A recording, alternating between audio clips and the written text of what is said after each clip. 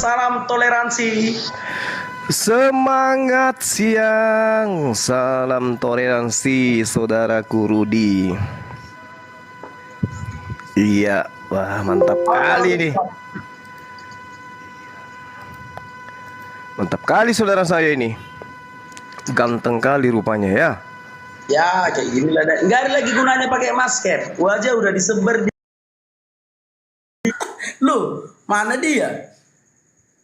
Mana dia? Aduh. Mana dia? Loh, Pak Ustadz, naik lagi Pak Ustadz. Mana Ustadz juga ini? Pak Ustadz, naik lagi Pak Ustadz. Kemana Pak Ustadz ini? Loh. Mana Pak Ustadz ini? Itu Ustadz Juma kawan-kawan. Itu Ustadz Juma. Mana Pak Ustadz ini? Silakan Pak Ustadz. Itu apa internet itu yang bermasalah Pak Ustadz? Di Medan ini internet ini apa Pak Ustadz? Iya, sorry. Jaringan kok tiba-tiba keluar gitu. Suara saya kedengaran? Kedengaran Pak Ustadz. Oke, boleh dialog ya kita ya? Boleh, silakan Pak Ustadz. Silakan. Iya, tadi itu saya dengarkan ya, saudara saya ini paham Bible gitu ya kan. Nah, satu pekan ini saya membahas bahwasanya Yesus itu utusan Tuhan, itu betul. Diutus tapi kepada untuk Bani Israel saja. Sementara saudara kan bukan anak Israel gitu loh. Nah, itu gimana ceritanya tuh?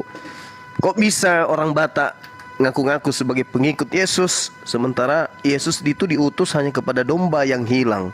Nah, orang Batak itu kan bukan domba, bukan Bani Israel. Gimana itu, saudara Rudi? Oke, aku jawab ya Bang. Oke.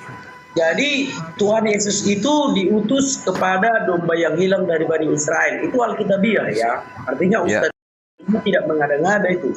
Itu Alkitab. Untuk menggenapi hukum Taurat itu, karena hukum Taurat itu hanya untuk orang Israel. Tetapi Tuhan Yesus berkata di dalam Yohanes 10 ayat 16, bagiku ada domba dari kandang yang lain. Makanya ketika Tuhan Yesus hendak naik ke surga dalam Matius 28 ayat 19, Tuhan Yesus berkata, jadikan seluruh bangsa Islam mereka dalam. Jadi karena ada perintah itu Pak Ustaz. Iya, tapi yang dimaksud domba dulu, apa itu domba? Ini dulu yang harus dipretelin. Jadi kalau domba mau di luar kandang, mau di luar kandang, mau di atas atap atau di lantai, yang namanya domba itu apa? Domba itu apa dulu? Oke, baik. Masih ada lagi domba di luar kandang ini. Maksudnya apa gitu loh? Oke, umat Allah.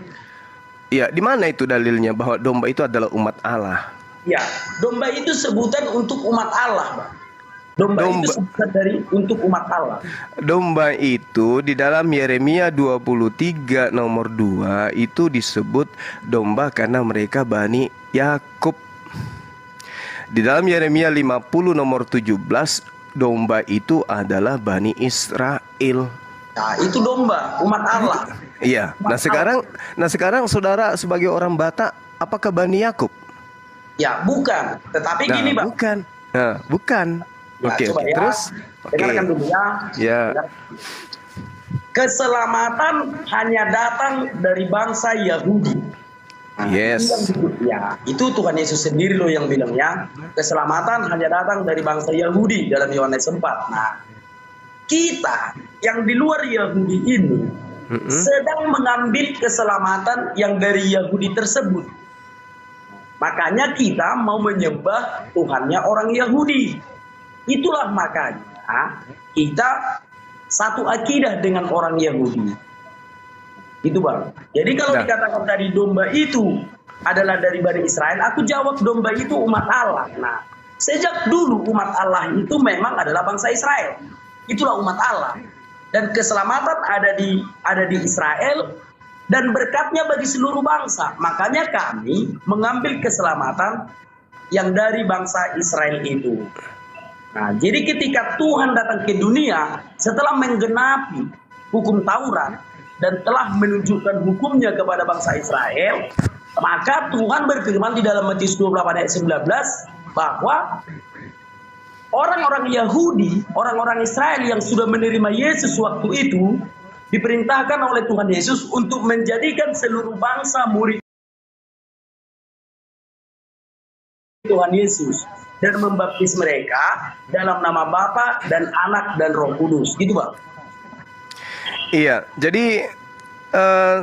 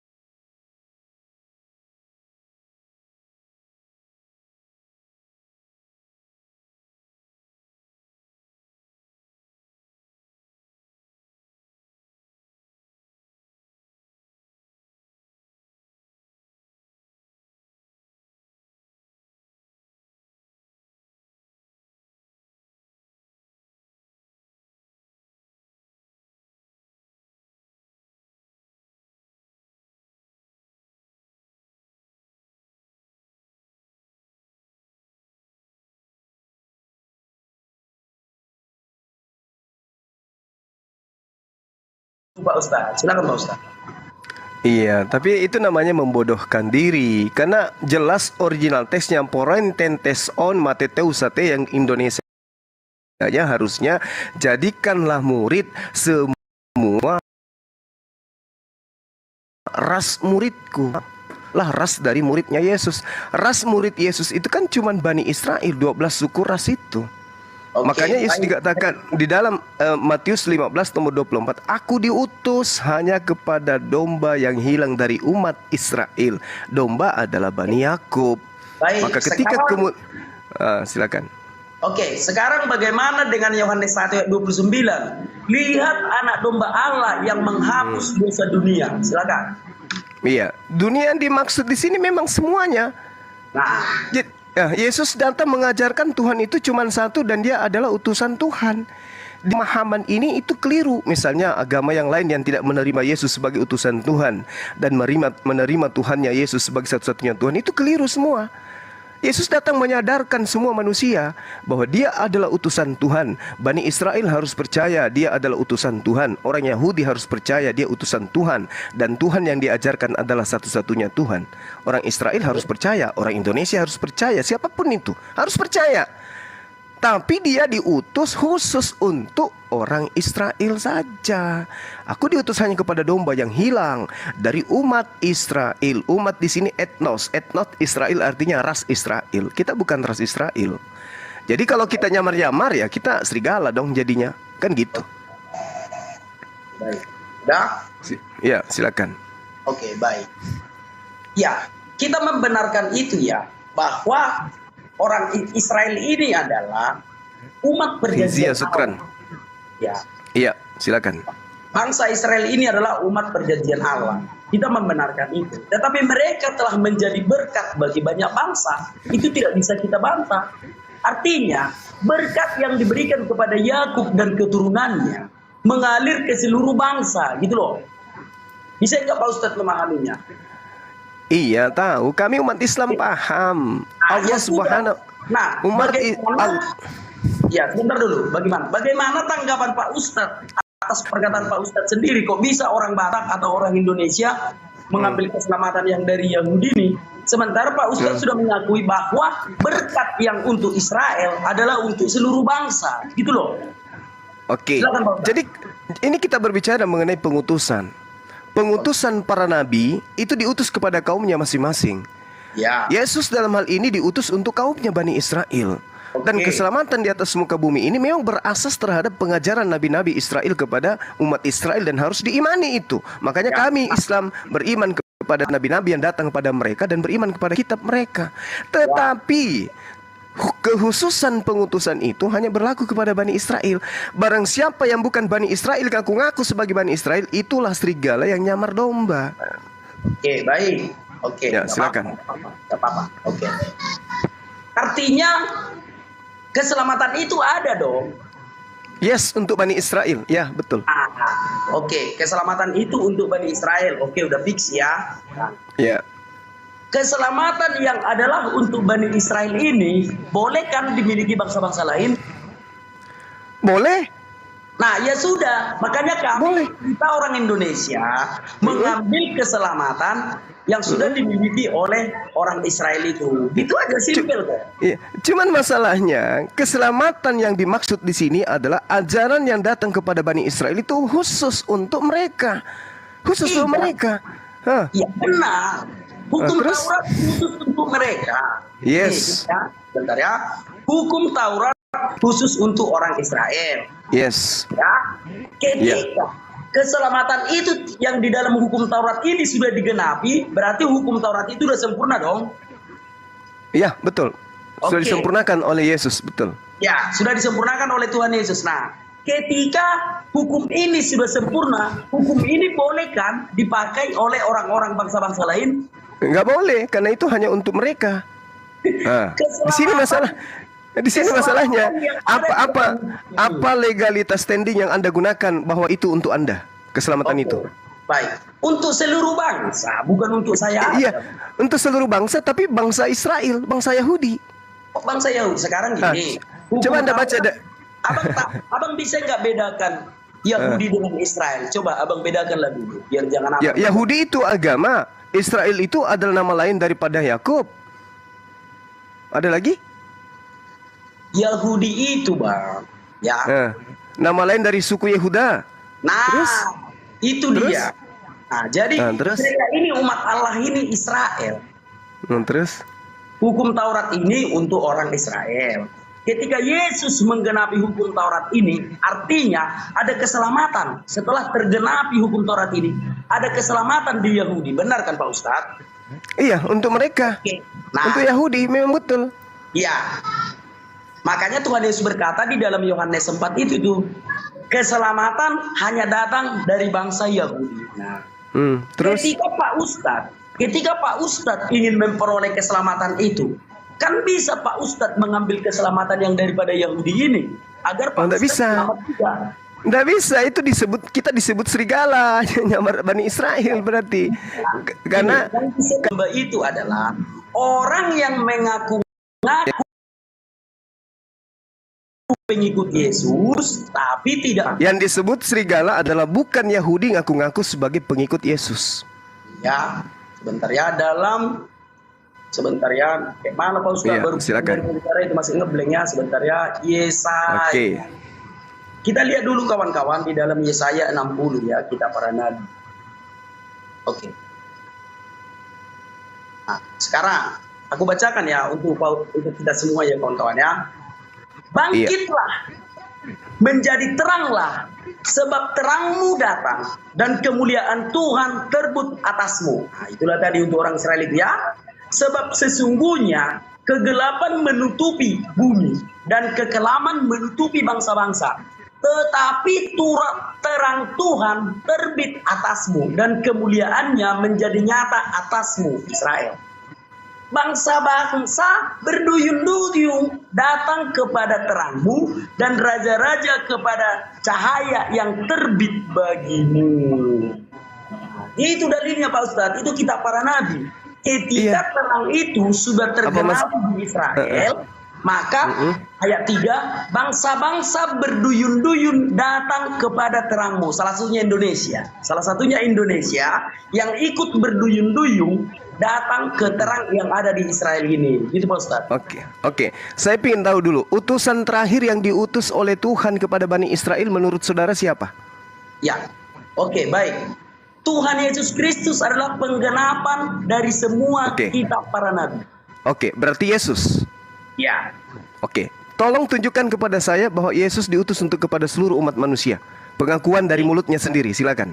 Siap. Matius 28 ayat 19 itu, Pak Ustaz. Matius 28 kan saya sudah jelaskan, parententes on mateteusate, jadikanlah murid semua ras muridku. Oke, baik. Yohanes 1 ayat 29. Ya, domba yang menyelamatkan manusia, menyelamatkan dunia. Terus sama masalahnya. Ya sudah, dunia, bangsa Indonesia kan masih. Saudara harus menyadari dulu bahwasanya Bani Israel itu di dalam kitabnya jelas sekali. Yeremia 23 nomor 8. Melainkan demi Tuhan yang hidup sabar, yang menurunkan dan membawa pulang keturunan kaum Israel keluar dari tanah utara dan dari segala negeri kemana ia mencerai-beraikan mereka, maka mereka akan tinggal di tanahnya sendiri. 2. Di dalam kitabnya orang Yahudi diterangkan bahwasanya Yeremia 23 nomor 3, dan aku sendiri akan mengumpulkan sisa-sisa kambing dombaku dari segala negeri kemana aku mencerai-beraikan mereka. Aku akan membawa mereka kembali kepada mereka. Mereka akan berkembang biak di tempatnya sendiri. Lalu kemudian yang kita harus pahami di sini adalah ketika Tuhan menyatakan bahwasanya Bani Israel itu sudah dicerai-beraikan, artinya domba-domba Israel itu menyebar kemana-mana dan Tuhan kemudian ingin mengembalikannya. Dan yang disebut domba, seperti misalnya dalam Hakim-Hakim 20 nomor 26. Kemudian pergilah semua orang Israel, yakni seluruh bangsa itu, lalu sampai ke Betel. Seluruh bangsa. Tetapi yang bangsa yang maksud ini hanya Bani Israel. Sama ketika di dalam, silakan. Oke, baik. Nah, jadi ketika aku katakan tadi Matius 28 ayat 19 itu, jadikan semua bangsa muridku. Pak Ustadz membantahnya, itu hanya bangsa Israel. Lalu aku bikin lagi dalil di dalam Yohanes 1 ayat 29. Lihat anak domba Allah yang menghapus dosa dunia. Lagi-lagi Pak Ustadz membantah. Sekarang aku keluarkanlah satu lagi, dan sebenarnya masih banyak lagi. Kisah Para Rasul 4 ayat 12. Di bawah kolong langit ini tidak ada satu nama pun yang diberikan untuk manusia yang olehnya kita bisa beroleh keselamatan. Ingat Pak Ustaz, di bawah kolong langit ini, kalau di dalam Matius tadi dikatakan, jadikan seluruh bangsa muridku, Pak Ustaz masih bisa membantah, itu maksudnya bangsa Israel. Nah, sekarang dalam Kisah Para Rasul 4 ayat 12, di bawah kolong langit ini, nah di bawah kolong langit ini loh, Pak Ustaz masih hidup di bawah kolong langit kan? Tidak ada satu nama pun yang bisa menyelamatkan, hanya Tuhan Yesus Kristus. Nah, silakan Pak Ustaz. Oke, baik. Saya ingin tahu, nama Yesus dalam bahasa Ibrani apa? Bahasa Aram apa? Yesua. Sebelum anak Maria menggunakan kata Yesua, siapa yang lebih dulu menggunakan nama Yesua ini? Yahweh, Yahweh. Oh. Manusia, Bung, di bawah kolong langit yang menggunakan nama Yesus sebelum Yesus anak Maria siapa? Oke, manusia. Oke. Ya, Ketika Allah sedang menyelamatkan bangsa Israel dari Mesir ke tanah milik pusaka mereka di Palestina, maka yang menyelamatkan itu, yang membawanya itu disebut juga Yesua, karena arti dari Yesua adalah Yahweh menyelamatkan. Nah, gitu. Jadi ketika mereka bereksodus dari Mesir ke tanah milik pusaka mereka di Palestina, perjalanan mereka ini diselamatkan Allah, maka yang menyelamatkan mereka disebut juga Yesua, sebab Yesua artinya adalah Allah menyelamatkan. Gitu, silakan Bang.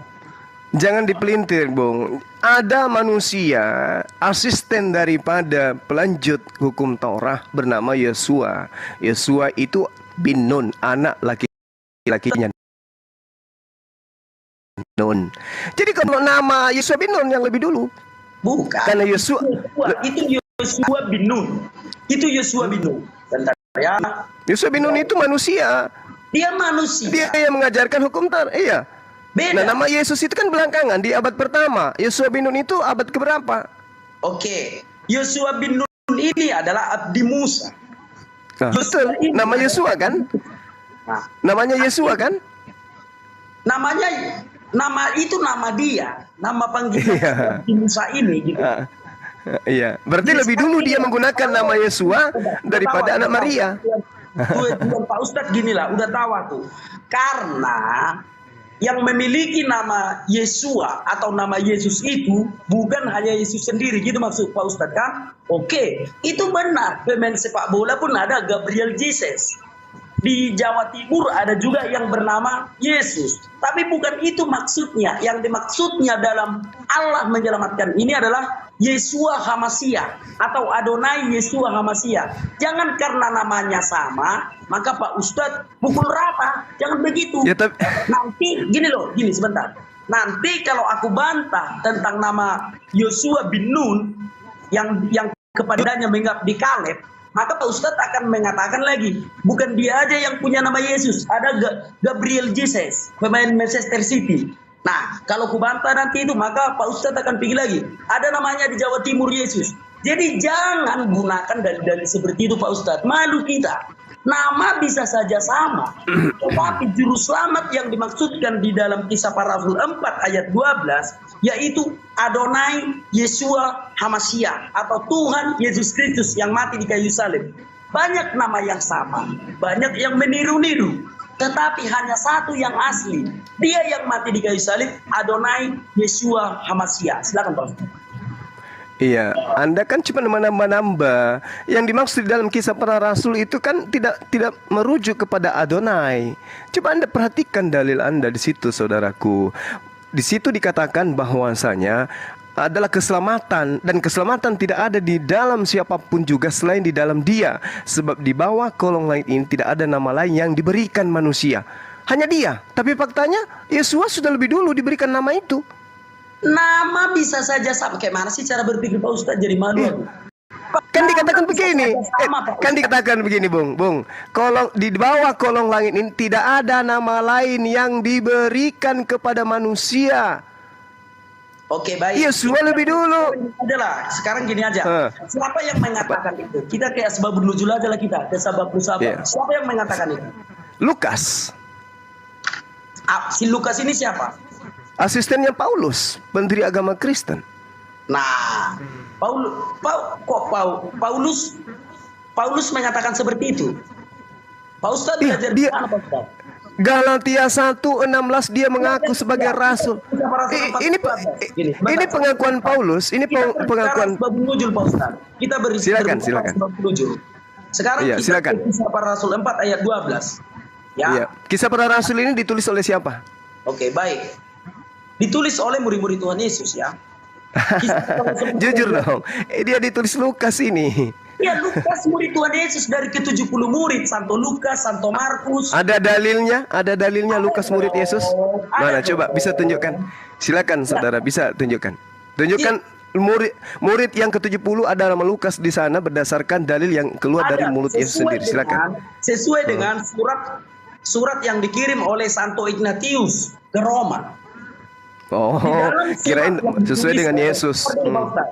Di dalam surat yang ditulis oleh Santo Ignatius ini, di situ ada nama ke-70 murid Tuhan Yesus dan di dalamnya ada Lukas dan Santo Markus. Sekarang kita ke Qiyas Babun Nuzul dulu ya, Qiyas Babun Nuzul. Iya, silakan. Di dalam Kisah Para Rasul 4 ayat 12. Kenapa Pak Ustadz mengatakan yang berbicara di sini adalah Lukas? Apa alasannya? Sementara di sini kita tahu yang berbicara di sini adalah Petrus. Kalau kita baca dari ayat 1, ketika Petrus dan Yohanes sedang berbicara kepada orang banyak. Jadi yang mengucapkan ini adalah Santo Petrus, yaitu murid Tuhan Yesus. Artinya ketika Petrus berkata, di bawah kolong langit ini tidak ada satu nama pun yang olehnya kita beroleh keselamatan selain di dalam Dia. Artinya Petrus sudah pasti merujuk kepada Tuhan Yesus. Karena Santo Petrus adalah muridnya Tuhan Yesus. Bukan kepada dia atau Yesua yang ada yang lain. Bukan kepada Gabriel Jesus yang pemain Manchester City. Bukan kepada Wak Yesus yang ada di Jawa Tengah. Karena yang berbicara di sini kan Petrus. Silakan Pak Ustaz. Oke, baik. Jadi ini sudah terbantahkan ini. Jelas sekali. Yesua itu kan jelas sekali nama yang diberikan dari Tuhan kepada manusia kan bukan pertama dia, bukan Yesus yang pertama. Ketika Anda mengatakan ini adalah Petrus yang berbicara, betul, ini menurut pengakuan Lukas. Lukas mengatakan Petrus berkata, kan gitu. Jadi yang menyampaikan ini ada Lukas. Lukas ini siapa? Oke, baik. Lukas ini adalah orang yang menyaksikan langsung Tuhan Yesus. Tetapi dia sejaman dengan Petrus, tetapi dia lebih muda daripada ketika Tuhan Yesus dan murid-murid yang 12 ini. Banyak orang mengikuti mereka, dan salah satu dari mereka itu adalah Santo Lukas. Gitu loh Pak Ustaz. Tidak bisa, karena Petrus itu diutus untuk orang-orang yang bersunat. Artinya Petrus diutus untuk orang Yahudi. Lukas bukan orang Yahudi. Lukas Petrus gini, udah bersalahan. Lukas sedangkan Yahudi Pak Ustadz. Lukas di mana dalilnya? Di mana dalilnya Lukas orang Yahudi? Silakan. Oke, baik. Sebentar ya. Lukas bin, kalau orang Yahudi kan ada binnya. Lukas bin. Sebentar Pak Ustadz, sebentar ya. Dalam Lukas 10 ayat 1 sampai 12. Sudah Tuhan Yesus mengutus 70 murid dan di dalamnya ada Santo Lukas dan Santo Markus. Mana dalilnya? Silakan Pak Ustadz.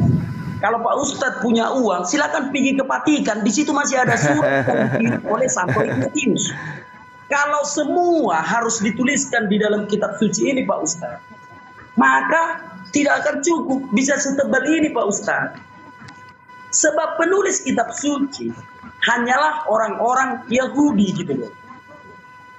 Semoga Pak Ustadz paham. Kalau nggak gini, kira-kira begini aja.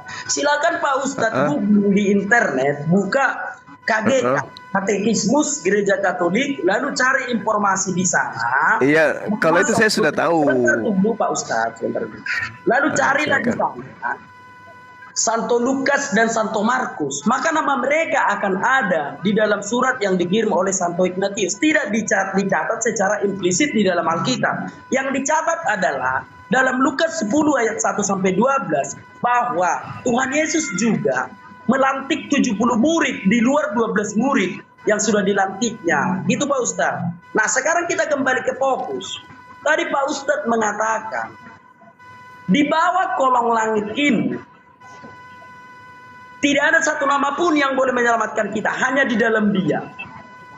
Siapapun yang membaca kisah para rasul 4 ayat 12 ini, kata dia di situ merujuk kepada Adonai Yeshua HaMashiach, bukan kepada Yesus yang lain atau Gabriel Jesus pemain sepak bola atau Yesus yang ada di Jawa Tengah. Gini loh, kenapa cara Ustadz memandang itu jadi turun 10 km ke belakang? Bagaimana mungkin Petrus yang adalah murid Yesus memberitakan tentang Yesus yang lain. Tentu saja yang diberitakan Petrus adalah dia yang menjadi junjungannya. Paham nggak Pak Ustadz? Oke, paham. Ya, oke. Sekarang Anda tunjukkan di mana datanya Petrus bertemu Lukas. Itu oke, kita berbicara tentang sana. Oke ya, kita berbicara tentang Ya. Kan Lukas bercerita tentang Petrus. Anda mengatakan dia ke 70 murid, di salah satu di 70. Mana datanya Petrus bertemu dengan orang Romawi bernama Lukas ini? Mana datanya, Bang? Baik. Silakan. Dalam Lukas 10 ayat 1 dan 12, Tuhan Yesus mengutus atau menunjuk 70 murid yang lain. 70 murid yang lain sebelum Tuhan Yesus disalib. Tuhan Yesus menunjuk 70 murid yang lain. Dan ketika Tuhan Yesus menunjuk 70 murid yang lain, tentu saja Petrus bersama dia. Karena Petrus adalah salah satu dari 12 murid. Cara berpikirnya seperti itu Pak Ustaz. Contoh nih, Tuhan Yesus kan sudah punya 12 murid. Kemanapun Tuhan Yesus pergi, ke-12 muridnya mengikuti dia. Nah, di satu saat Tuhan Yesus menunjuk 70 murid. Dan di dalamnya ada Santo Lukas dan Santo Markus. Tentu saja Santo Petrus yang adalah salah satu dari ke-12 murid tentu saja menyaksikan. Nah gitu, silakan Pak Ustaz. Iya, itu kan asumsi Anda, Bung.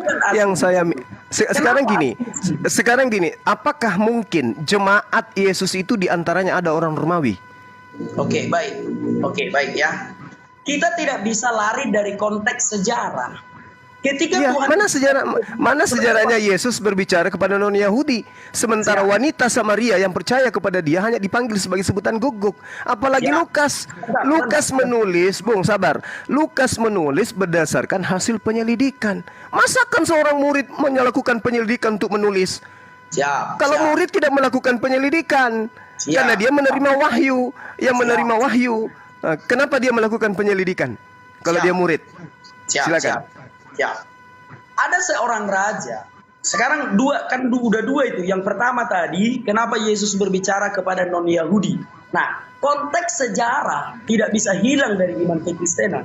Ketika Tuhan Yesus datang ke dunia, 2/3 dari dunia ini sedang dijajah oleh Romawi, sedang dijajah oleh non-Yahudi. Artinya, kerajaan itu bebas melakukan segala keputusan. Kalau di Yerusalem sudah kosong, akibat orang-orang Yahudi telah diserahkan ke segala bangsa, maka penguasa bisa saja membuat orang berimigrasi ke Israel. Artinya memang suku-suku dan bangsa di situ sudah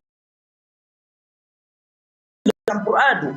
Ketika Tuhan Yesus datang hanya dihuni oleh orang Yahudi saja. Nah, jadi ketika Tuhan Yesus datang ke dunia, segala bangsa sudah ada di sana. Yaitu diperkuat ketika Rasul Petrus membaptis 3.000 orang. Dan ketika orang-orang percaya mula-mula telah menerima kuasa dari Roh Kudus, maka mereka berbicara dengan bahasa-bahasa yang aneh. Lalu orang-orang yang di sekitarnya berkata, bagaimana mungkin mereka bisa berbicara bahasa-bahasa yang asing, sementara kita adalah orang Al-Qaeda, orang Yunani. Artinya ketika Tuhan Yesus datang ke Yerusalem, ketika Tuhan Yesus datang ke dunia, Yerusalem telah dihuni banyak suku bangsa. Jadi itulah yang membuat Tuhan Yesus itu berbicara kepada non-Yahudi juga. Nah, berikutnya, jadi sudah kujawab ya, Yesus berbicara kepada orang Yahudi dan non-Yahudi juga. Itu alasannya. Ya, itu apa tadi alasannya?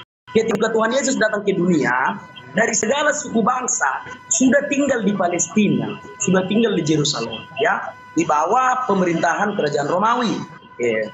Yang kedua, perintah untuk menulis kitab suci. Tuhan Yesus ketika berfirman kepada Rasul Yohanes, Tuhan Yesus selalu mengatakan, dan tuliskanlah. Ada perintah untuk menulis dan tuliskanlah. Kan begitu kan? Lalu ditulis di dalam catatan-catatan atau gulungan-gulungan. Apa yang diterima oleh rasul-rasul dituliskan mereka di dalam gulungan-gulungan, disimpan entah kemana-mana. Rasul Yohanes memberikannya kepada Santo Polikarpus yang menjadi uskup Smyrna. dan Santo Polikarpus meneruskannya kepada Santo Irenaeus. Nah, setelah itu Santo Irenaeus berbicaralah kepada Hippolytus dan lain-lain bapak-bapak gereja. Itulah kebenaran kitab suci yang ditulis oleh para rasul langsung.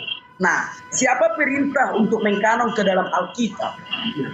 Ada satu raja waktu itu yang bernama Theophilus. Theophilus adalah seorang raja yang besar, yang dia percaya kepada Yesus bukan karena kitab suci, tetapi karena mujizat. Banyak sekali ya golongan mujizat. Entah dia sakit, dipanggilnya orang Kristen lalu mendoakan dia sembuh, maka dia percaya kepada Yesus Kristus. Dia tidak pernah membaca Alkitab.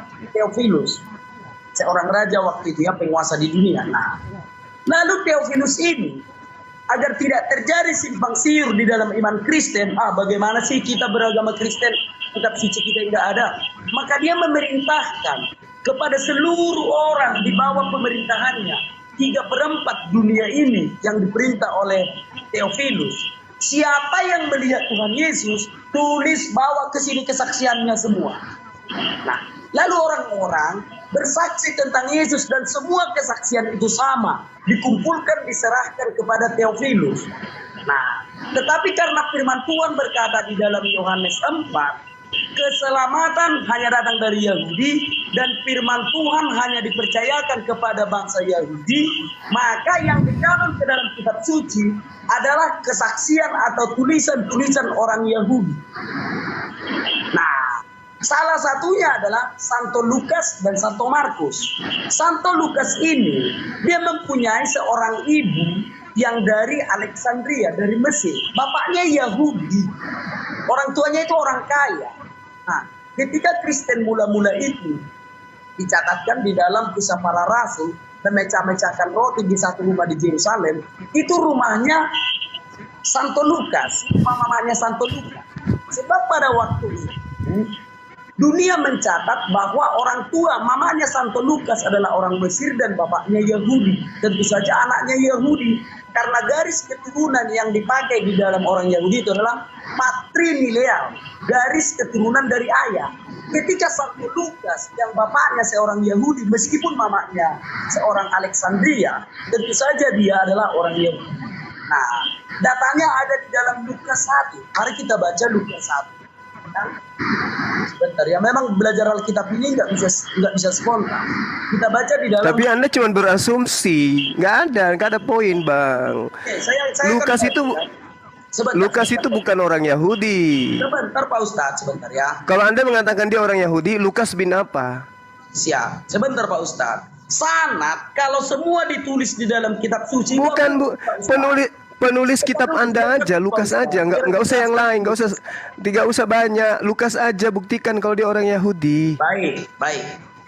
Dalam Lukas 1 ayat 1 sampai 4, Theophilus yang mulia, artinya dia memberikan kesaksian itu kepada Theophilus, raja yang sudah masuk Kristen ini karena mengalami mujizat. Lukas 1 ayat 1 sampai 4. Theophilus yang mulia, banyak orang telah berusaha menyusun suatu berita tentang peristiwa-peristiwa yang telah terjadi di antara kita, seperti yang disampaikan kepada kita oleh mereka, yang dari semula adalah saksi mata dan pelayanan firman. Karena itu, setelah aku menyelidiki segala peristiwa itu dengan seksama dari asal mulanya, aku mengambil keputusan untuk bukannya dengan teratur bagimu bahwa segala sesuatu yang diajarkan kepadamu sungguh benar. Itu disampaikan oleh Santo Lukas kepada Theophilus. Kenapa penguasa waktu itu Theophilus ini bisa memerintahkan atau menerima nasihat atau buku yang sudah dibukukan secara teratur? Kenapa dia bisa mempercayakan Lukas? Karena Santo Lukas ini adalah saksi mata Tuhan Yesus, saksi mata pelayanan firman. Sejak Tuhan Yesus lahir, sampai Tuhan Yesus terangkat ke surga, sampai murid-murid menjadi martir, Santo Lukas adalah saksinya, dan dia adalah orang Yahudi. Seandainya Santo Lukas bukan orang Yahudi, dia tidak bisa memberikan kesaksian tentang firman Tuhan kepada Theophilus. Gitu Pak Ustadz, silakan. Iya. Jadi gini, Bung. Anda berapi-api menjelaskan, tapi Lukas mana buktinya menjadi saksi? Kalau dia menjadi saksi, dia tidak melakukan penyelidikan. Bahkan dengan adanya Theophilus ini membuktikan bahwa Lukas ini bukan murid. Karena mustahil kemudian ada seorang Yunani yang diberikan sebuah kitab yang berasal dari Yesus. Yesus itu khusus untuk Bani Israel saja. Sementara Theophilus, Anda kan tahu sendiri bagaimana kemudian. Iya, sabar dulu. Jadi kalau Anda hanya mengatakan bahwa Lukas itu murid, Lukas itu saksi, mana bukti? Nggak ada bukti. Karena kenapa? Lukas ini adalah sahabat intim dari Markus dan juga Paulus. Mereka adalah seorang yang akrab. Mereka asisten. Lukas ini asisten daripada Paulus. Nah, sekarang permasalahannya, Paulus sendiri mengaku di Galatia 1, 16, 17, aku diutus kepada orang-orang yang tidak bersunat. Berarti non-Yahudi. Nah, sementara di dalam pengakuan Paulus sendiri, Galatia 2 nomor 14, orang yang tidak bersunat adalah orang yang hidup secara kafir. Orang yang tidak bersunat tidak boleh masuk ke dalam Yerusalem, tidak boleh masuk ke dalam sinagoge. Bagaimana mungkin Yesus berceramah, berkhotbah kepada orang yang tidak bersunat? Aku diutus hanya kepada domba-domba yang hilang dari umat Israel. Jangankan Lukas, Bung. Wanita Samaria yang datang kepada Yesus aja disebut guguk oleh Yesus. Dia sudah ngemis-ngemis dan seterusnya, bersujud-sujud dia menghormat ke Yesus, masih tetap saja dikatakan sebagai guguk. Kemana-mana dulu Pak Ustadz. Kalau semua langsung kemana-mana, kayak mana kita mau? Iya, kalau begitu, coba kalau begitu gini. Tunggu, 30 detik. Di dalam pengabaran Yohanes dikatakan Yesus memanggil Filipus.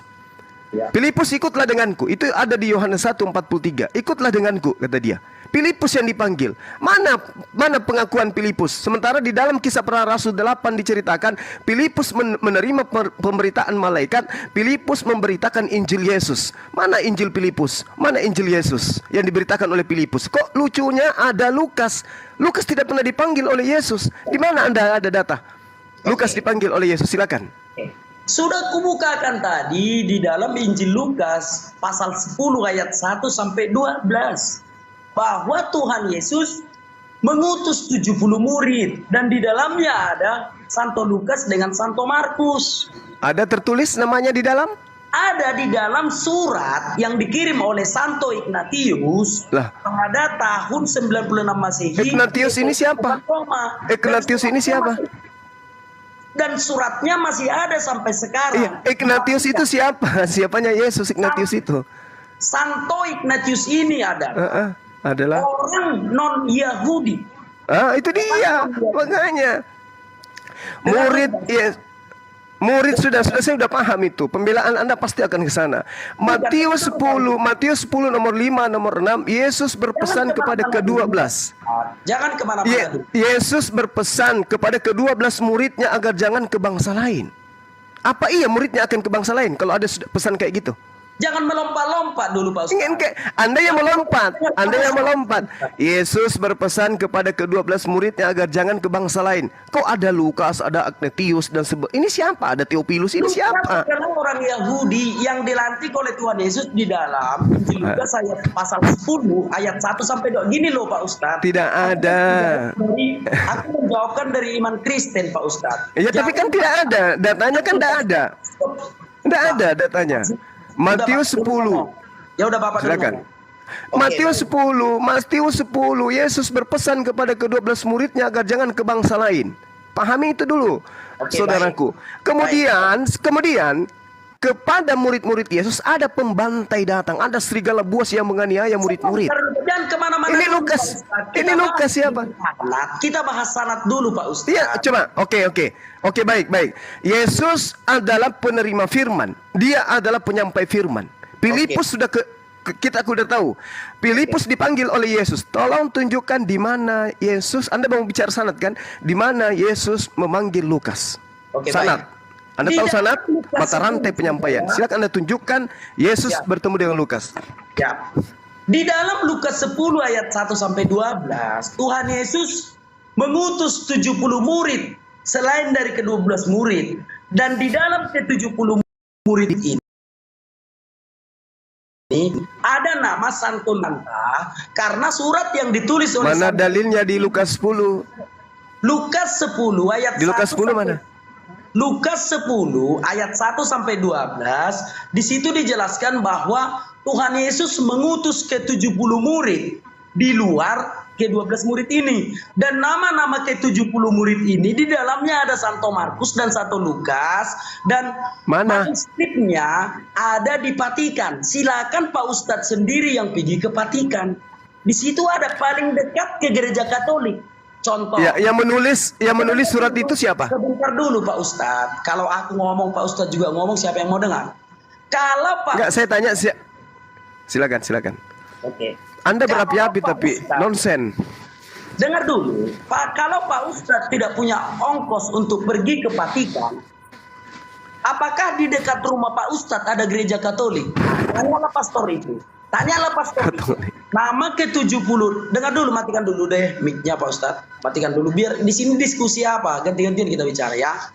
Kalau Pak Ustadz tidak punya ongkos ke Vatikan untuk melihat ke-70 murid Tuhan Yesus ini, ada di dekat rumah Pak Ustadz gereja Katolik, tanyalah pastor itu. Nah, itu lebih dekatnya. Gitu loh. Artinya Bapak jangan membantah apa yang memang sudah menjadi fakta. Gitu loh. Pak Ustadz bertanya, aku menjawab. Ke-70 murid ini di dalamnya ada Santo Lukas dan Santo Petrus. Datanya ada di Vatikan, manuskripnya masih ada di Vatikan. Kalau Pak Ustadz tidak punya uang ke Vatikan, datang ke gereja Katolik, tanya pastornya, pastor, kata anak Batak, betul enggak? Di dalam Lukas 10 ayat 12, Tuhan Yesus mengutus ke-70 murid. Apakah di ke-70 murid ini ada nama Santo Lukas dan Santo Markus? Pak Ustadz silakan tanya ke pastor itu. Kalau Pak Ustadz nggak percaya kata-kataku gitu. Jadi jangan memaksakan kehendak. Aku hanya memberitahukan saja gitu loh. Aku hanya memberitahukan saja kalau berbicara tentang sanad. Nah, kita kembali ke topik ya. Iman kita memang berbeda Pak Ustadz. Ya pasti aku tahu dong agama Pak Ustadz.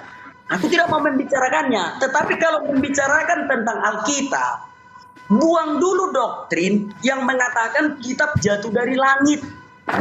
Di dalam kekristenan, Injil itu bukan satu kitab yang jatuh dari langit, bukan. Bagi kami itu dongeng. Hal-hal seperti itu. Kami belum ada satupun orang Kristen di muka bumi ini yang percaya ada buku jatuh dari langit. Itu cerita dongeng dan dipopulerkan oleh orang-orang Yunani dulu pada abad keempat gitu. Artinya Injil itu adalah kabar baik. Injil, kabar baik. Apa itu kabar baik? Yesus itu kabar baiknya. Bukan satu kitab Injil yang jatuh dari langit. Gitu loh Pak Ustadz. Nah, lalu Injil ini apa? Injil ini adalah kesaksian yang ditulis oleh murid-murid Tuhan Yesus tentang apa yang dilakukan Tuhan Yesus dan apa yang diperintahkan Tuhan Yesus. Itulah yang ditulis oleh murid-murid Yesus. Itulah yang dinamakan Injil. Bukan satu kitab yang jatuh dari langit. Biar jangan salah tanggap. Belajar Alkitab. Lupakan dulu doktrin yang ada di otak itu. Gitu loh.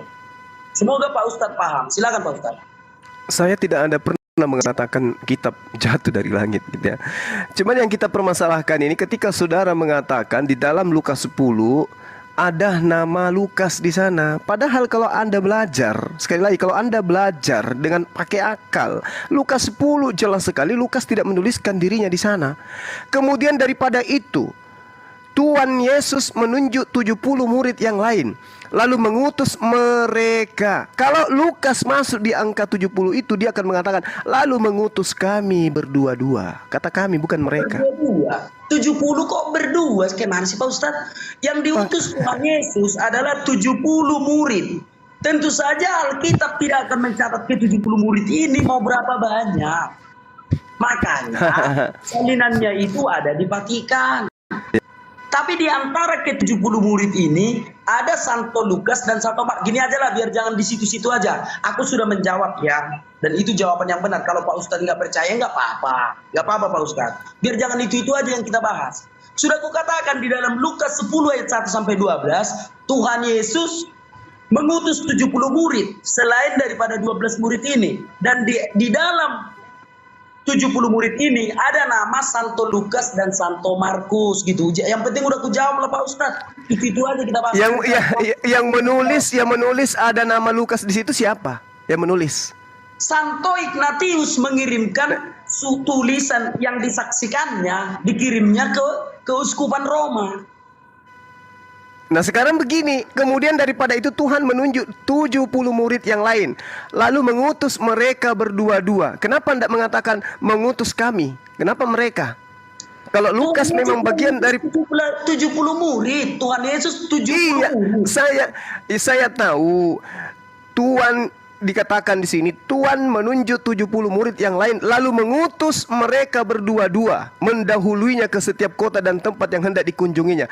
Kenapa Lukas tidak mengatakan dan mengutus kami?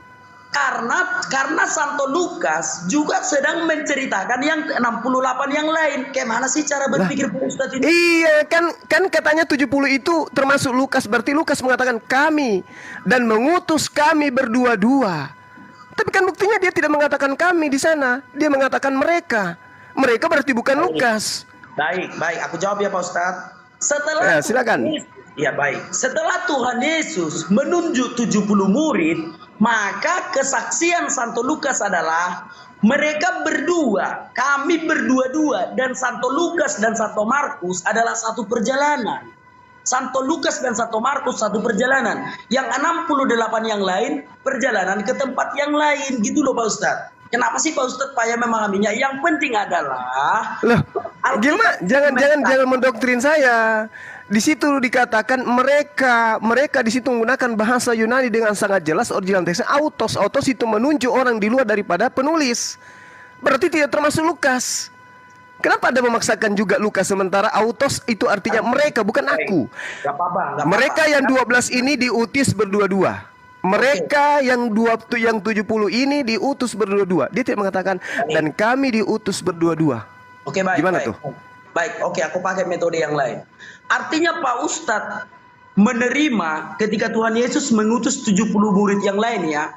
Itu urusan belakang. Yes, tapi tidak termasuk Lukas. Sebentar dulu. Tapi tidak termasuk Lukas. Sebentar dulu Pak Ustadz. Iya. Sebentar dulu ya. Kita entah di dalam ke-70 murid ini ada Santo Lukas dan Santo Markus, itu belakangan dulu. Artinya Pak Ustadz percaya bahwa Tuhan Yesus menunjuk 70 murid yang lain kan? Iya, betul. Tapi tidak termasuk Lukas. Bani Israel toh. Oke, nah 70 murid yang lain ini telah diakui Pak Ustadz telah diutus. Nah permasalahannya sekarang Pak Ustadz tidak percaya kalau nama Santo Lukas dan Santo Markus ada di dalamnya, kan begitu. Nah tulisan Santo Ignatius yang tidak dimasukkan ke Alkitab karena dia bukan orang Yahudi. Penulis Alkitab itu harus orang Yahudi, nggak bisa bangsa lain. Di dalam Lukas, Markus bukan orang Yahudi. Sebentar dulu ketua. Sebentar dulu ya Pak Ustaz. Tulisan Santo Ignatius yang masih ada sampai sekarang di keuskupan Roma. Di dalam ke-70 murid ini ada Santo Markus dan Santo Lukas. Paham ya Pak Ustaz ya? Itulah rujukan yang diambil oleh orang Kristen dan itulah kebenaran.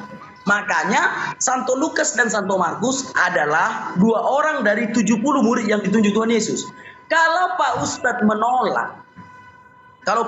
menolak bahwa Santo Lukas dan Santo Markus bukan dari ke-70 murid ini, artinya Pak Ustadz menolak manuskrip yang ditulis oleh Santo Ignatius. Apakah Pak Ustadz bisa menemukan manuskrip tertua yang lebih tua dari manuskrip yang ditulis oleh Santo Lukas? Sampai kiamat pun dunia ini tidak ada lagi manuskrip tertua yang menulis tentang ke-70 murid ini adalah manuskrip yang ditulis oleh Santo Ignatius pada tahun 96 Masehi. Beliau menulisnya, beliau meninggal 110 Masehi. tulisannya ini ada di Keuskupan Roma sampai sekarang, yaitu Vatikan, ada sampai sekarang. Itulah manuskrip tertua. Kalau Pak Ustadz tidak percaya lagi kepada penemuan sejarah, sama siapa lagi Pak Ustadz percaya? Sama dongeng. Silakan Pak Ustadz. Oke, saya tanya dulu. Yesus itu mengutus pada tahun keberapa? Tahun berapa Yesus mengutus ke 70? 30 Masehi. Sampai 30 Masehi. Masehi. Ignatius lahir kapan? Ignatius lahir tahun berapa? Oke. Santo Ignatius ini dia hidup sejaman dengan Tuhan Yesus, meninggal 120 Masehi. Loh, Ignatius tadi tahun 97 menulis.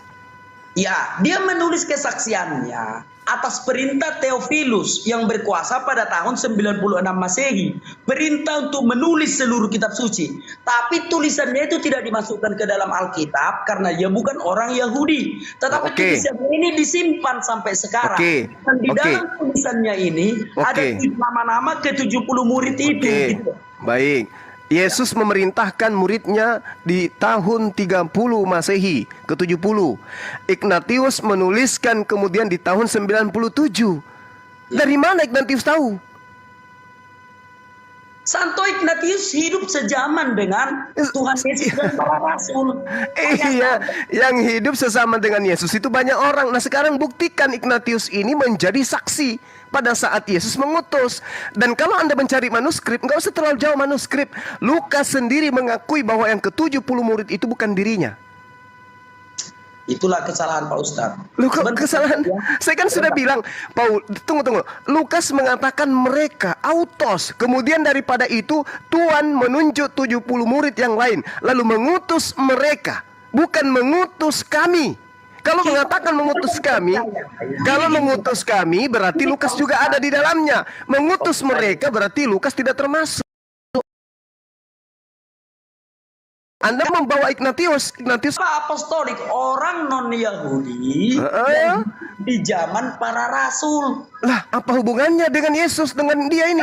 Dia menyaksikan langsung Tuhan Yesus. Hanya saja karena dia bukan orang Yahudi, apa yang ditulisnya tidak dimasukkannya ke dalam kitab suci. Gitu loh Pak Ustadz. Itu berdasarkan fakta sejarah. Apa sih Pak Ustadz bantah-bantah dari tadi? Itu ini tulisan tahun 90-an. Yesus mengutus tahun 30-an. Berapa tahun selisihnya?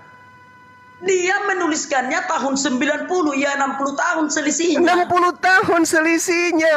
Menulis tentang cerita yang dibangun sendiri oleh internal Romawi. Apa yang bisa membuktikan kebenaran itu? Perintah Theophilus. Theophilus ini siapa? Nah, dari tadi sudah aku jelaskan, ada seorang penguasa di dunia ini. Makanya Bung, sorry. Makanya saya katakan agama Kristen itu memang hadiah untuk Romawi. Agama Kristen itu untuk Romawi. Makanya Kristen yang Yahudi itu tidak bisa satu atap. Bosan penonton Pak Ustadz. Itu aja kita bahas dari tadi. Bosan penonton Pak Ustadz. Ya pastilah, karena Anda tidak bisa membuktikan data akurat. Saya hanya ingin buktinya Pak Ustadz. Iya. Sebentar Pak Ustadz. Oke. Silakan. Oke, data yang dipakai oleh orang Kristen yaitu manuskrip, salah satu manuskrip tertua yang telah diuji karbon, bahwa manuskrip ini ditulis tahun 90 Masehi. Dan masih ada sekarang. Sebentar dulu Pak Ustadz, biar Pak Ustadz paham. Setelah diuji karbon, lewat pengujian kertas papirus bahwa manuskrip ini ada tahun 96 Masehi ditulis dan sampai sekarang masih disimpan dan patutlah dibuat rujukan yang sah secara akademis. Makanya aku bilang tadi, kalau Pak Ustadz menemukan manuskrip yang lain yang lebih tua dari 96 Masehi, yaitu tulisan dari Santo Ignatius, dan di dalam manuskrip yang Pak Ustadz temukan itu tidak terdapat nama Santo Markus dan Santo Lukas, sekarang sebentar dulu Pak Ustadz.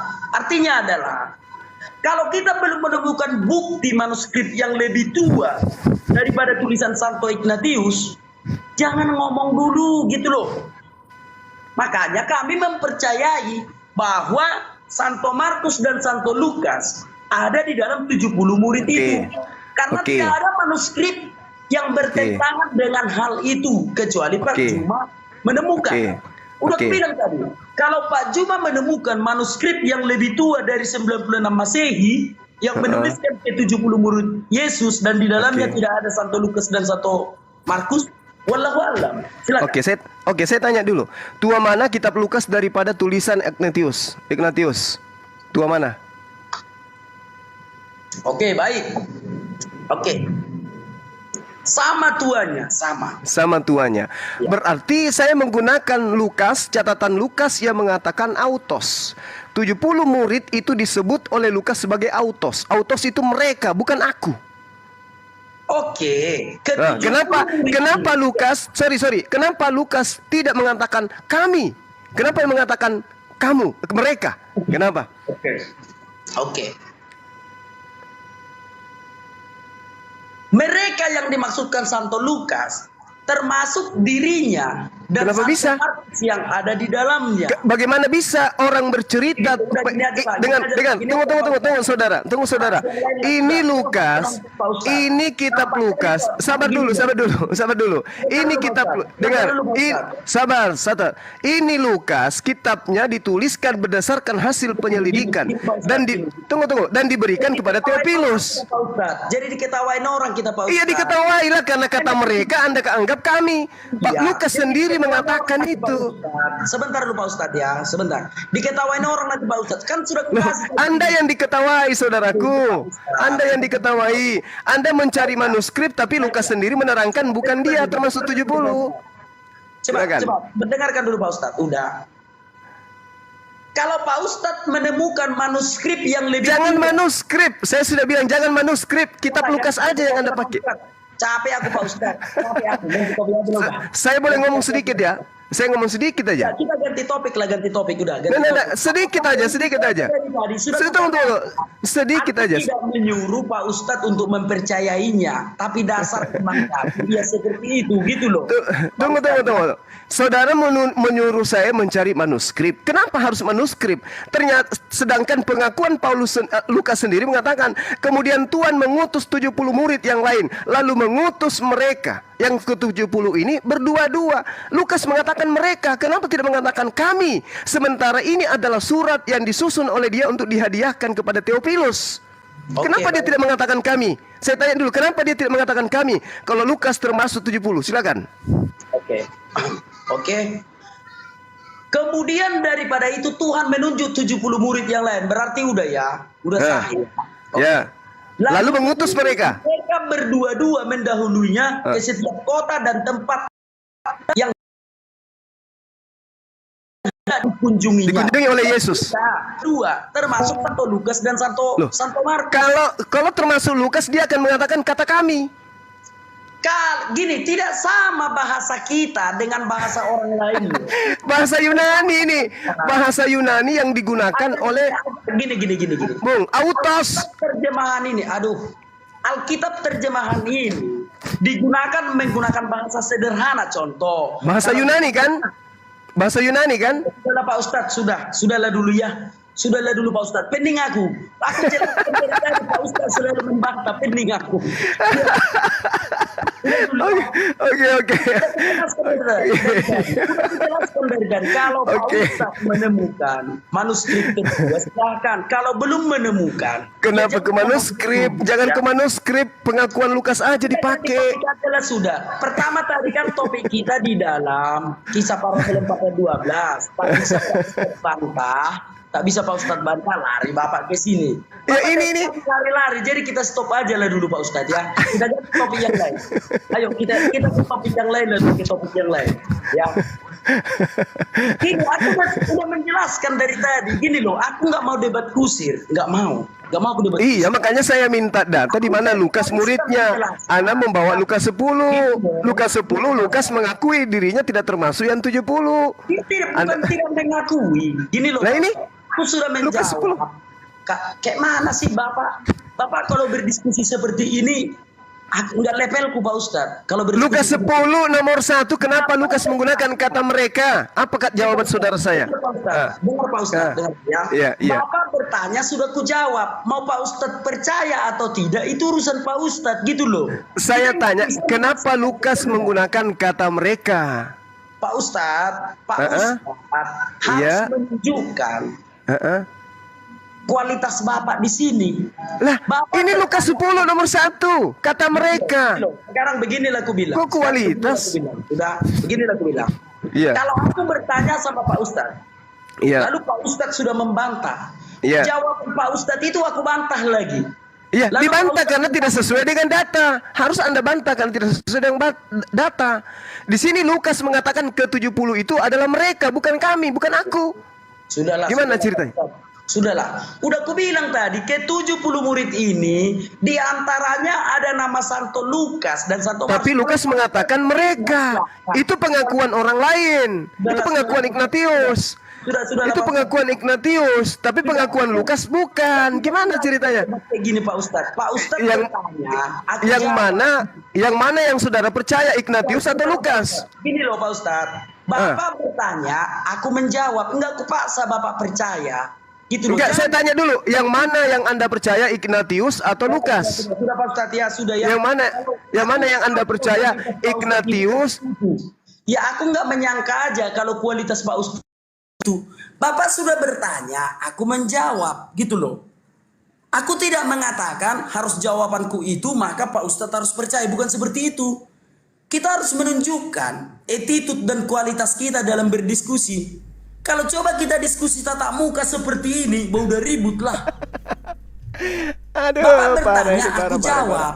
Gitu loh. Bukan ku katakan jawabanku itu harus Bapak imani. Aku nggak mengatakan seperti itu, Pak.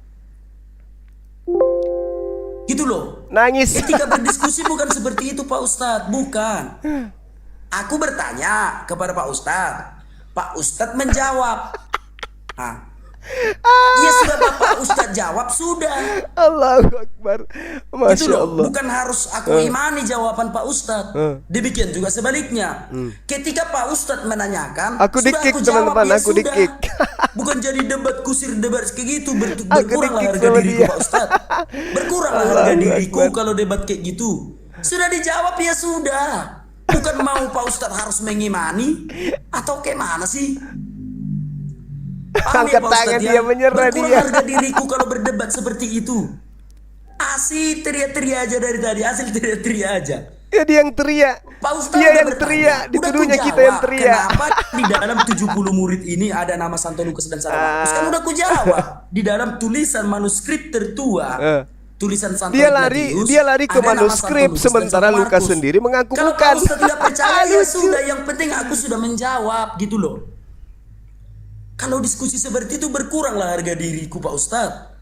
Aku kan udah bukan begitu lagi modelku berdiskusi. Model toa. Enggak modal toa lagi aku Pak Ustadz berdiskusi gitu loh ya. Semoga Pak Ustadz paham ya. Udah berkurang harga diriku kalau berdiskusi aku sama Pak Ustadz dengan cara seperti itu. Oke ya Pak Ustadz ya. Izin Pak Ustadz ya, aku naikkan yang lain ya. Udah aku jawab ya sudah, enggak aku suruh Bapak imani. Di sini mengedukasi di sini ya. Di sini mengedukasi. Ya, curhat dia. mengedukasi kayak gitu apa? Kalian bilang pintar. Bukan mengedukasi yang salah. kayak gitu Ustaz Juma kalian bilang pintar. Udah aku jawab saya lalat dibantah. Udah aku jawab saya lalat dibantah. Di sini mengedukasi. Silakan. Di sini mengedukasi, Bapak bertanya, aku menjawab, bukan seperti teman-teman. Cara diskusi Bapak itu. Capek aku kawan-kawannya. Udah aku jawab, bukan aku suruh Bapak imani. Maka aku suruh Bapak imani. Bapak kan bertanya, aku jawab. Aduh. Capek dia. Ya, sabar ya. Cek suara saya kedengaran teman-teman.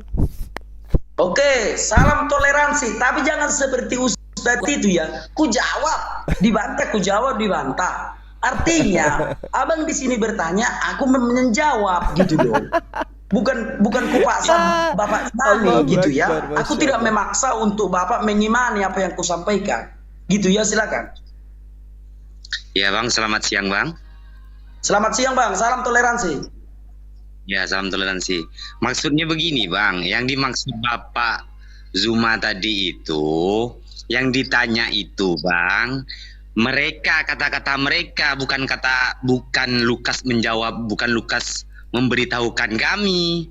Cuma jawaban Abang itu tidak fair. Abang selalu membantah terus.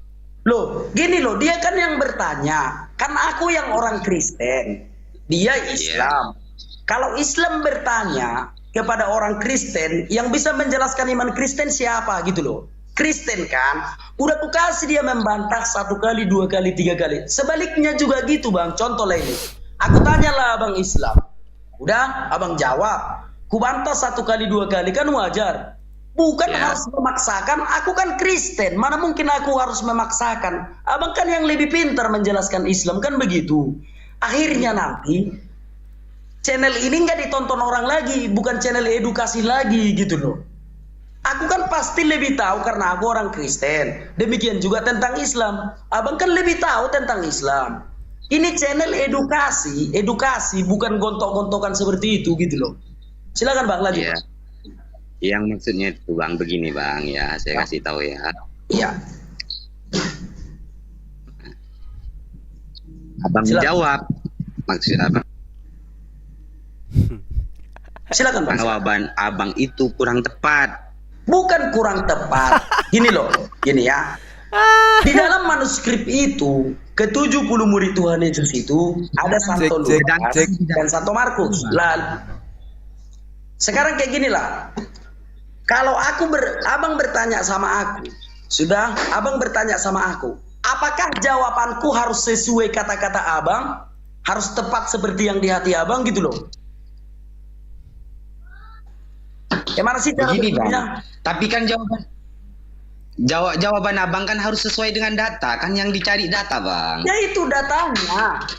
Itu datanya. Siapapun ditanya di muka bumi ini, ke-70 murid itu, di situ ada nama Santo Lukas dan Santo Markus, karena itu tertulis di tulisan Santo Ignatius. Ada di gereja Katolik sampai sekarang. Itu mau kita bantah dari mana lagi? Itu yang tertulis. Ya. Lucu ini orang. Gini loh, Abang gini. pakai Lukas Pusing aku, Pak. Pening aku katanya. Pening aku, Pak. Udah katanya. Capek aku katanya. Gini. Pulang 70 orang itu adalah mereka kan. Romawinya kan. Di dalam ke-70 murid ini, di dalam tulisan Santo Ignatius ini, tertulis nama Santo Lukas dan Santo Markus. Tidak ada yang bisa membantah ini gitu loh. Diketawailah kita sama orang Katolik kalau kita bantah ini. Mereka punya data, ada tulisan itu. Di dalamnya ada Santo Markus dan Santo Lukas. Bukan eksegesis tentang suatu kitab suci, itu fakta. Tertulis nama kedua rasul itu di situ gitu loh. Sebenarnya gini tadi Bang, awalnya itu kan gini. Pak Ustadz mengatakan keselamatan itu hanya milik orang Yahudi. Lalu ku bilang, keselamatan itu memang ada di dalam Yahudi. Yohanes 4 itu loh. Oke, ayat 22 kan. Nah, tetapi keselamatan itu untuk seluruh bangsa. Kan ku bilang, keselamatan itu untuk seluruh bangsa. Dibantahnya, ku buka ayatnya di Alkitab, dibantahnya. Maka ku buka Kisah Para Rasul 4 ayat 12 itu. Di bawah kolong langit ini, keselamatan hanya ada di dalam nama Tuhan Yesus. Kan ku bilang gak terima dia, ujungnya larilah ke penulisan kitab suci. Sebenarnya itu awalnya Bang, udah lompat-lompat dia yang lari dari itu, aku diminta pertanggungjawaban. Tapi ya sudah Bang, dia yang bawa Lukas itu, kalau berdiskusi seperti itu orang sudah menjawab. Bawa Lukas betul. Dia sebut Jawabannya Lukas itu kita 10 mampus mampus. 1-2 kali cukup, bukan sampai habis waktu. Itu Aku aja yang wanti-wanti jangan sampai bayang, kamu bawa Lukas 10 mati dari kamu. tadi menonton dari awal, Kena cuma dia. Iya, aja. Iya mutar-mutar lah. Mutar-mutar. Udah ku jawab dibantah. Nggak bisa gitu diskusi. Gitu loh. Contoh kalau aku menanyakan Islam sama kau, udah kau jawab selalu ku bantah. Udah kujawab selama kau bantah. Mana ada dapat ilmu pengetahuan seperti itu, memaksakan kehendak. Tidak akan ada edukasi yang didapat dengan diskusi seperti itu. Tidak akan ada kawan-kawan. Takkan pernah ada edukasi yang diterima oleh penonton kalau cara berdiskusi seperti itu, gitu loh. Nah, cukup tahu aja ya. Ternyata kualitas dia seperti itu.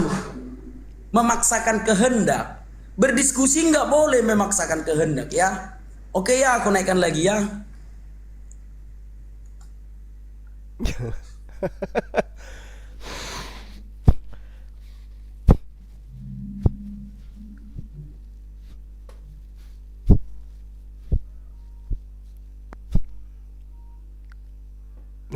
Kasihan ya teman-teman, menyedihkan. Aduh, parah ini anak Batak. Kita akan cari siapa lagi.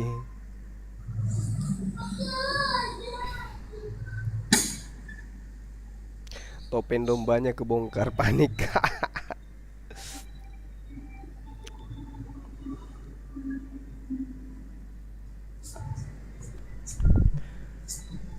Oke ya teman-teman, gak ada suara kan dari komalnya dia kan, Rudy Yohanes ini.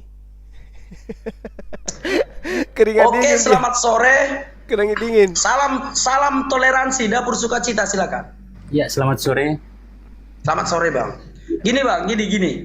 Abang, kalau abang bertanya, boleh abang bantah sekali dua kali, boleh. Tapi jangan jadi berbantah-bantahan terus bang. Artinya habis waktu kita. Siap. Apapun tidak dapat orang gitu bang ya. Ini channel edukasi bang, channel edukasi. Silakan. Dia. Nggak, saya nggak mau bertanya, cuman kasih saran aja gini. Dia ibarat seperti ini. Bang Juma yang tadi itu ibarat seperti ini.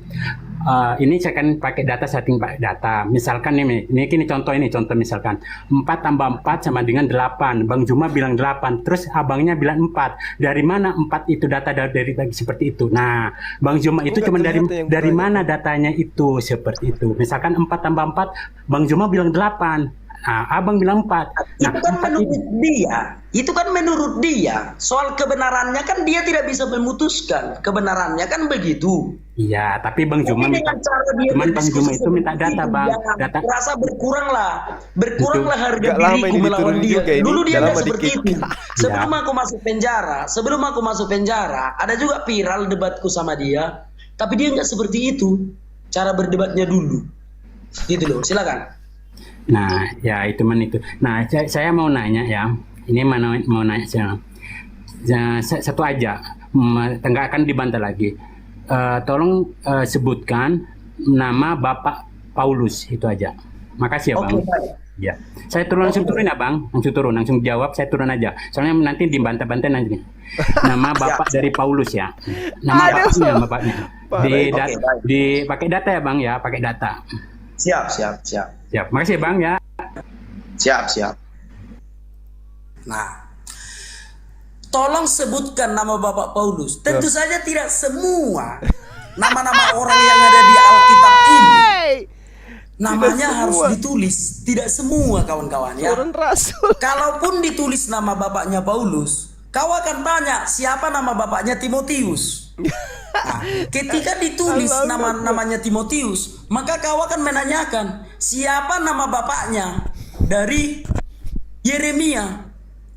Banyak nama-nama di dalam Alkitab ini. Itu pertanyaan ya tidak terlalu berguna ya. Pertanyaan seperti itu. Allahu Akbar. Gimana sih cara berpikir teman-teman muslim ini? Begitu banyak nama di sini. Ada Yosua, ada Abimelek. Kenapa enggak kau tanya siapa nama bapaknya Filipus? Mana bisa ditulis semua di dalam kitab suci nama-nama silsilah semuanya. Silsilah yang ditulis itu hanyalah senter dari iman kekristenan. Yaitu Tuhan Yesus Kristus. Makanya silsilahnya itu ditulis mulai dari Adam sampai Tuhan Yesus. Kalau semua mau ditulis, ya mau berapa banyak? Bisa berikan ilmu ke kita ya. Mau berapa banyak buku yang harus dibuat?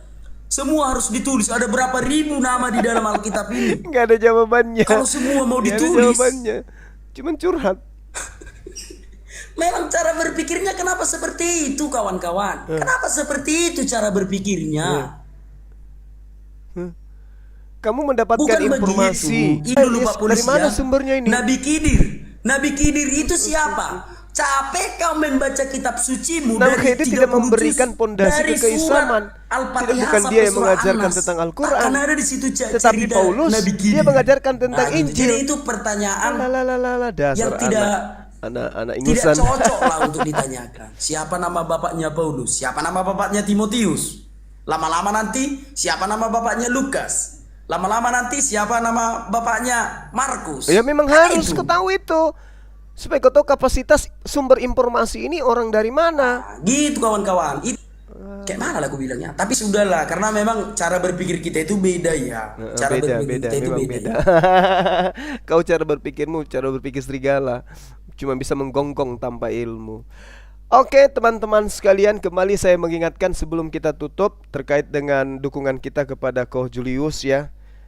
Kita harus tetap konsentrasi untuk membantu Ko Julius. Silakan Anda sertakan angka tipe 8 di balik daripada angka yang menjadi dukungan terhadap Ko Julius ya. Oke ya teman-teman. Ini suaranya si serigala masih kedengaran. Tadi sudah ada yang ini laporan dari bendahara itu sudah masuk kisaran kurang lebih 2 jutaan semua total ya dari sejak kita live tadi pagi. Ya, jadi ayo silakan kita dukung seluruh umat Islam yang ada di Komal ini. Silakan berikan dukungan kepada Ko Julius. Sebentar malam kita akan umumkan secara serentak di semua. Kita mengajak teman-teman yang akan ikut berpartisipasi untuk membantu Ko Julius agar menyiarkan informasi ini kepada seluruh netizen muslim yang ada khususnya yang ada di negara kita ini, agar memberikan dukungan kepada Ko Julius ya. Beliau dalam keadaan terdesak sekarang ini dan sangat-sangat diinginkan oleh pihak sebelah untuk beliau ditahan sampai-sampai kuasa hukum menekan-nekan penentu kebijakan agar segera melakukan penangkapan. Pada saat Ko Julius berada di Polres yang ada di Medan, di salah satu kantor polisi yang ada di Medan, kuasa hukumnya itu melakukan penekanan terhadap petugas agar segera menangkap Ko Julius. Nah, ini tidak bisa dibiarkan. Ini tidak bisa dibiarkan, teman-teman. Kita jangan membiarkan Ko Julius seorang diri. Kita bantu, kita dukung beliau. Demikian ya. Kita akhiri dulu. Yang pasti kemudian si anak kata ini kita sudah buat dia menangis keringat dingin ya. Mudah-mudahan bisa tercerahkan kepada yang lain. Saya akhiri, subhanakallahumma wa bihamdi asyhadu an la ilaha illa anta astaghfiruka wa atubu ilaihi. Salam tauhid, salam satu Tuhan. Jayalah Islamku, jayalah Indonesiaku. Assalamualaikum warahmatullahi wabarakatuh.